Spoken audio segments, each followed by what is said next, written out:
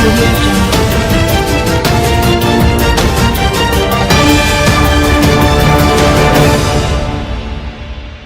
पृथ्वी एक स्वास्थ्य के लिए योग, इसी थीम के साथ भारत समेत पूरी दुनिया में आज 21 जून को 11वां अंतर्राष्ट्रीय योग दिवस बेहद उल्लास और उत्साह से मनाया जा रहा है। देश के हर कोने में 14,000 फीट की ऊंचाई से लेकर समुद्र के किनारे तक योग की लहर दिखाई दी।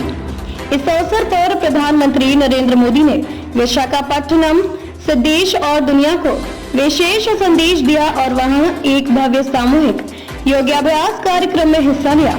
यह आयोजन खास इसलिए भी रहा क्योंकि इसमें करीब 3 लाख लोग एक साथ योग करते दिखे, जो योग की व्यापकता और प्रभाव को दर्शाता है। वैश्विक संदेश, एक पृथ्वी एक स्वास्थ्य।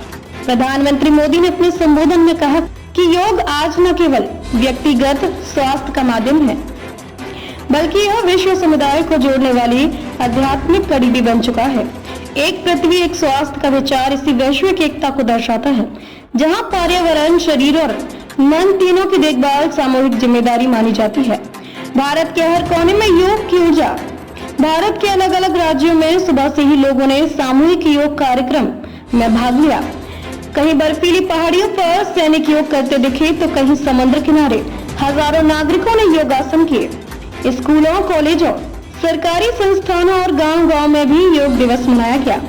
लद्दाख के ऊंचे इलाकों में जवानों ने 14,000 फीट की ऊंचाई पर योग किया।